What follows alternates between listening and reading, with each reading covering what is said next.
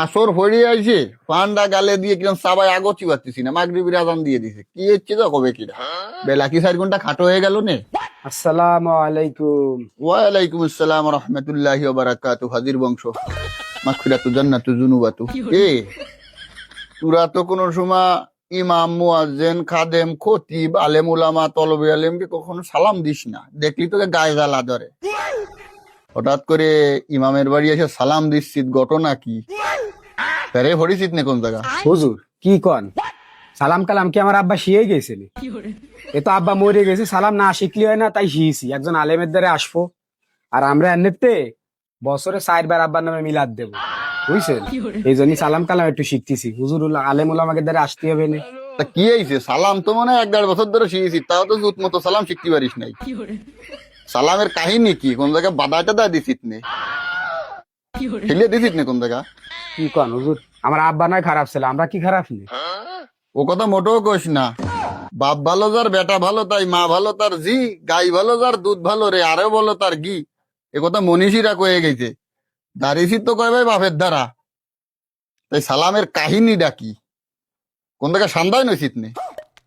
কি কন হুজুর, ঠান্ডায় না বোকা, ওই যে আমার মা কালকে রাত্রি স্বপ্নে দেখেছে কি আমার আব্বা খালি গাই ওই যে আমাকে রান্না করেছে না, ওই রান্নাঘরের দ্বারা দাঁড়ায় রয়েছে। এনে ওই স্বপ্নে দেখা বলে খারাপ, তাইতে আমার ফাটাইছে আপনার দ্বারে। ও তোমার মা দেই যে তোমার বাপ রান্নাঘরের দুয়ারে খালি গায়ে এসে দাঁড়ায় রয়েছে। তোমার বাপ তো সারা দেশের মানুষের কামের হুগা মেরে তুই গেছে। তা তোমার বাপে কি শেরওয়ানি ভরে জুব্বা ভরে এসে দাঁড়ায় থাকতে করছো না? হুজুর আপনি আর রাগ করেন না, ভুল তো আমার আব্বা করেছে। আমার মা অসুস্থ হয়ে গেছে হুজুর, আপনি একটু চলেন, একটু দোয়া করে দিন হুজুর। দোয়া নয় আমি করলাম, আমি দোয়া করে দিবানি, সেটা বড় কথা না। তোমার বাপদের সারা দেশের মানুষের জায়গা জমি শেষ করে তুই গেছে। 500-1000 খাইয়ে একজনের জমি আর একজনের দিয়ে তুই গেছে। এলো বান্দার হক, আল্লাহ মাফ করতে পারবে না এ গুনাহ। তোরা সারা দেশ ভরে কয় ভাই যা যাই মানুষের ফায় ধরবি, ফায় ধরবে তারপরে তোরা ইয়ার গে দেখ মাপ চাই আনতে পারিস না তোর বাপরে। আর তোরা এতিমখানায় ভর্তি হ।